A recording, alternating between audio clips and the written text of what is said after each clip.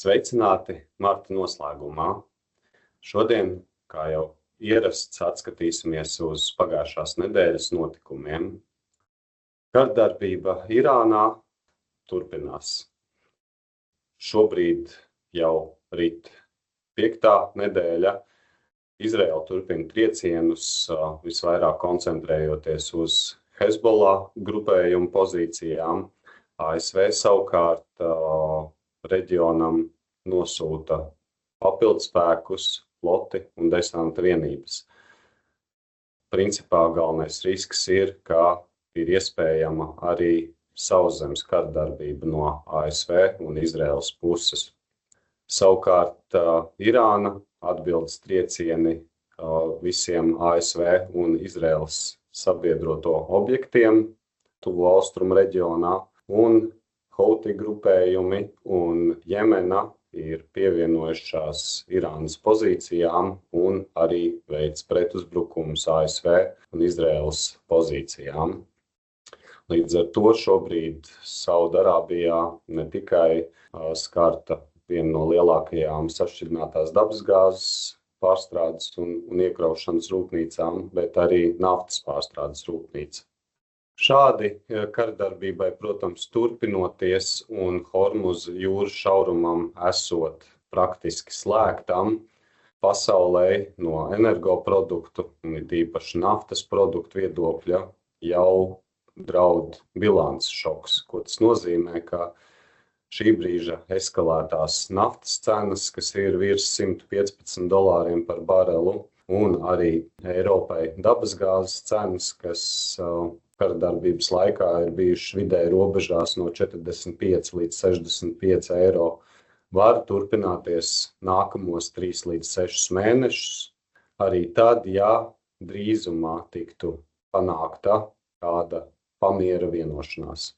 Savukārt Jemenas un Houthi grupējuma iesaiste tikai vairāk pastiprina arī sauszemes infrastruktūras risku, un tas primārākais būtu 2 cauruļvadi, viens apvienotiem Arābu Emirātiem uz Omānas līci, ļaujot transportēt naftas produktus ārpus Hormuza jūras šauruma, un otrs lielākais cauruļvads no Saudarābijas uz Sarkano jūru. Un šobrīd jau vērtējumi ir pietiekami nopietni Eirozonai pie līdzšinējiem cenu līmeņiem. Prognozēts, ka šī gada inflācijas pieaugums ir par papildus 1%, un kopējais Eirozonas iekšzemes koprodukta samazinājums mīnus 0,6%. Tālāk detalizētāk par katru resursu Eiropā un tālāk arī Baltijā. Tad naftas cena virs $110 par barelu. Augstāko risku scenāriju paredz, ka ja kardarbība turpinātos vēl 1 līdz 3 mēnešus, naftas cena pasaules tirgū sasniegtu $150 līdz $170 par barelu. Praktiski tas būtu lielāks bilances un apjoma šoks nekā 1970. gadā notikušās naftas krīzes kopumā. Dabasgāzes cena pagājušajā nedēļā noslēdzās pie aptuveni 54 eiro par megawatstundu līmeņa. Šī nedēļa līdz ar kardarbības intensitātes turpināšanos sākas ar cenu līmeni 55–56 eiro par megawatstundu.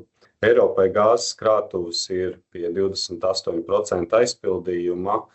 Tā ir neliela atkāpe pret šādu pašu periodu pagājušajā gadā, un tomēr jāņem vērā, ka sašķidrinātās dabasgāzes piegādes šobrīd no Kataras ir praktiski pārtrauktas. Arī vairākām Eiropas valstīm ir izziņots force majeure notikums un netiek piegādātas kravas. Savukārt īstermiņā ciklona darbība Austrālijā ir samazinājusi Austrālijas iespēju pārstrādāt un uzkraut sašķidrināto dabasgāzi, vēl vairāk palielinot spriedzi pasaules bilancēm.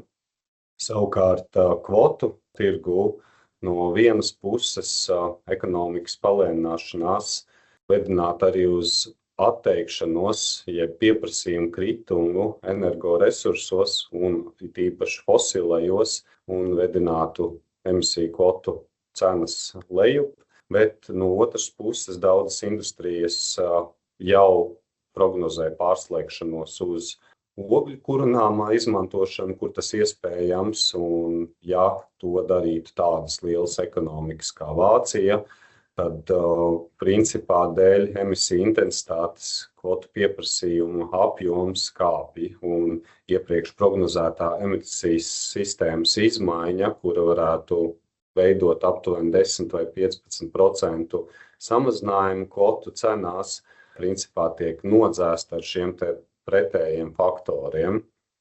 Savukārt īstermiņā Eiropai un tieši elektroenerģijas tirguma visbūtiskāk, ka patēriņš būs nedaudz augstāks, tādēļ, ka kopumā Eiropā būs vēsāki laikapstākļi, un no piedāvājuma puses prognozē vidējā vēja izstrāde ir zemāka.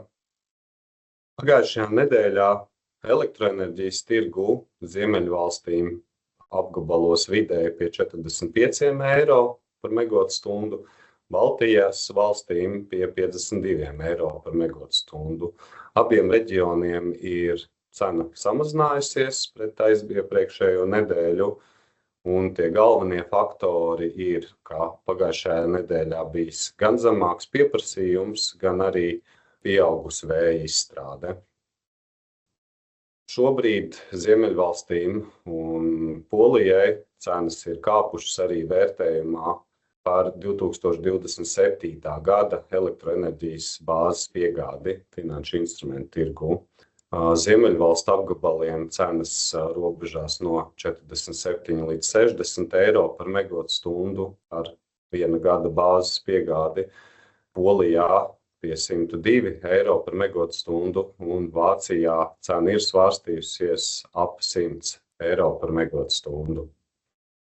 Ļoti rūpīgi analizēsim daudzos dažādos cenu izmaiņu faktorus un jau arī vērtēsim to ietekmi vidējā un ilgtermiņā.